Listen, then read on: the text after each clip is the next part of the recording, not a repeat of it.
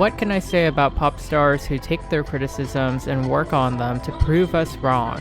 Those are the stars who go on to have extremely great success. We saw that this year with Dua Lipa, but Adele falls under that category as well. In my last video essay, I noted that 19, while objectively successful, was also a messy era. 21, for all of the records and acclaim that it has today, was not an easy record for Adele to record. Adele actually struggled in very early sessions for this album because she didn't want to be branded as the heartbreak girl. Only one song, Take It All, survived those sessions, and after she played that song for her then boyfriend, they broke up. This breakup would essentially inspire the rest of the album and set Adele on a path towards world domination. But before we get into the music and the insane process of how 21 came together as an album, I want to talk about who inspired this album. At the time, there were really wild rumors as to who Mr. 21 was. People like James Corden, Mark Ronson, and even gay singer Micah, of all people, were rumored to be the man that inspired Adele's Heartbreak record. Eventually, it was uncovered by British tabloids and clever fans that Alex Sturrock, her photographer during the Messy 19 tour, was likely the inspiration for the album at large. It is alleged that these two were involved and close during the period of time preceding this album. He had lived with her but never called her his girlfriend, and timeline-wise, it really does make sense. What takes me out is that no one seems to really care who exactly inspired this album. This album is bigger than that. But do imagine being the muse for some of the biggest songs in music history. Insane stuff. A lot of people credit Adele's voice yet again for 21's success, but it's truly also her ability to curate some of the best producers of the time to work with her. The story of how she got all of these people to work with her is insane. Rolling in the Deep, her biggest hit to date, was written within days of the breakup. She enlisted the brilliant Paul Epworth to help her structure her anger into the best-selling digital single of all time at the time of this recording. I always found it odd that the song hit number 2 in her domestic area, where around the world it went number 1. Epworth would go on to work on He Won't Go and I'll Be Waiting, and later Skyfall in 2012, for which they both won an Oscar. Fraser T. Smith was approached by Adele just after that, and the two had conceived Set Fire to the Rain together. Smith apparently liked Adele's first attempt at the song so much that they used it for the final production. Adele honestly worked the way that Thanos did, collecting Infinity Stones when it came to getting producers. Ryan Tedder of One Republic and one of the most prolific singer-songwriters and producers in the modern pop game worked with her on what would become Turning Tables, which was later finished and produced by her longtime producer Jim Abbiss. Tedder would produce and co-write Rumor Has It with her shortly afterwards. Adele apparently completed the vocals for it in just 10 minutes. Adele would add 2 more producers to the project. Working with Greg Wells on One and Only, she eventually regrouped with Rick Rubin, the then co-president of Columbia Records itself. Rubin would take over the project temporarily, wanting the record to feel more like a live show, unpredictable and spontaneous. He would work with Adele to re-record many of our favorite tracks that we know and love, though Adele would go on to scrap much of that material for the earlier takes. Only 4 cuts by Rubin made the final cut.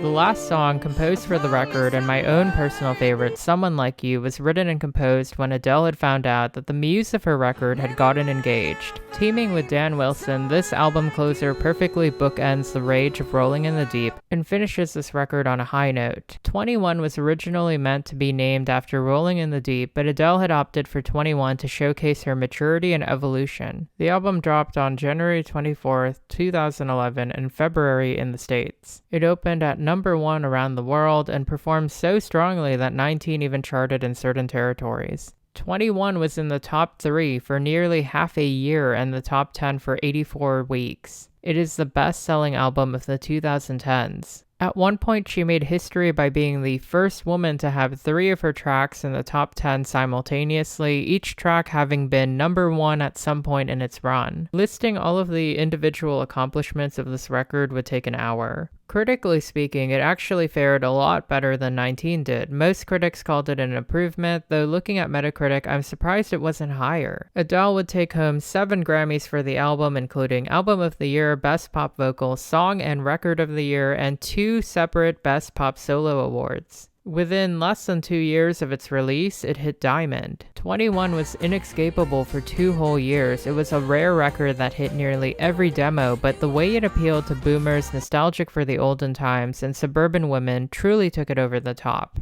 But does the album hold up today? I'm gonna go deep dive into the records, love. That was the worst accent I've ever done. Remind me never to do an accent again. Rolling in the Deep remains a force of nature. The embittered vocals and improved lyrics really get you to feel for Adele and yourself if you've ever been in this situation. We Could Have Had It All, Rolling in the Deep remains some of the cleanest and memorable lyrics of the modern age. Rumor has it is a standout for me. It sounds very much like a One Republic cut, but with Adele's vocals over it, and it sounds great. I'm personally surprised that this one hadn't charted higher, but as the 4th single for an album nearly everyone bought, it did relatively well. The gospel tinges to it, combined with the hand claps and the drums, make it an utter delight. Turning Tables is another Tedder co-write, and it shows. This track feels most like 19, especially with Jim Abbas's production. It was inspired by an incident where she had been arguing with her ex at a dim sum restaurant in New York and serves as a vocal highlight.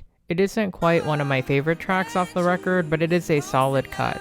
Don't You Remember is probably one of my favorite deep cuts off this entire record, and possibly one of my favorite Adele songs. There's a very clear country influence on the track. I think the pre-chorus is one of the best moments, but the chorus always blows me away each time I hear it. The opening and closing lines being the same, though, is a masterful and classic example of her lyricism. Set Fire to the Rain is truly one of the best songs Adele has ever released. Compared to the other tracks about heartbreak, this one just feels so special. The verse work here is such a strong improvement from anything on 19. It's less clunky and more simple. The pre-chorus adds some flair before the chorus comes in. The image of her tears being the rain and her rage inside of her being the fire is just a very striking contrast. He Won't Go starts off about Adele and her ex, but then goes off the rails into a song about Adele's friend's relationship, one where the guy wouldn't check into rehab for a heroin addiction. The song ultimately ends with the protagonist recommitting to helping her man, and the real-life story that inspired the song ended with the man going clean. Take It All is the oldest song recorded for the record, yet it blends in very well with the rest. Lyrically, it's devastating. Adele's ex was roasted so bad, he just had to break up with her. I'll Be Waiting is more of an up-tempo surprise of a song. This song is more of a reprieve than a condemnation of her ex. It's oddly hopeful in that she thinks she can reconcile with him, and it feels like denial as a stage of grief. Hepworth's production makes it very jaunty, and Adele finally gets to have some fun with her vocals. One and Only is another upbeat track, and one of my favorites from this entire record. This track isn't about her ex, but rather someone she's known for a long time and hopes to marry one day. The chorus sounds very different from her usual fare. I really like Ruben's production here in that it feels like anything could happen, like a live production. Love Song is a cover of a song written by The Cure. I noticed she likes doing covers and does a swell job of changing up the genre of whatever song she's trying to sing while keeping the sentiments alive. It's not as memorable as Make You Feel My Love, but as a second to last track, it does its job. Someone Like You closes the album and is perhaps her most iconic song to date, even more iconic than Rolling in the Deep. This song is a universally relatable hymn about unrequited love, but with a wistful sense of forgiveness. I think it's so cathartic in the sense that she finally lets go of that ex and of all the rage in her soul, knowing that continuing to fight someone who doesn't care about you in that way is fighting yourself for no reason. It's so simple, but so powerful, much like her as an artist. Also, that meme of the gummy bear singing it though, literally that was how it felt like being at an Adele concert. 21 is a universal record and a commercial triumph. It marks Adele's imperial era and a period of time where sales really marked an artist's success. As a record, it's much more than its statistics and sales. It's a powerful and timeless memorial of a relationship gone awry, and of a woman who recovers from it. Once again, thank you so much for tuning into this video. If you haven't, hit the like button, hit the subscribe button, comment what your favorite track off of this record was, comment what your memories are of this era. I mean, some of you guys were kids when it came out, some of you guys are full-fledged adults now. How do you feel about this record? How do you feel about Adele now? I just want to give a quick shout out to all of my members. Thank you so much for hitting that join button and supporting me in making content. Hitting subscribe is a free way of supporting my channel. Hit that notification bell. It's a totally cool way to know when videos are dropping. I have a Twitch channel that I stream from Wednesdays, Fridays, and Saturdays where I react to music, play games with you, and hang out. It's really fun. I should post some clips of it on here. I'll see you next video.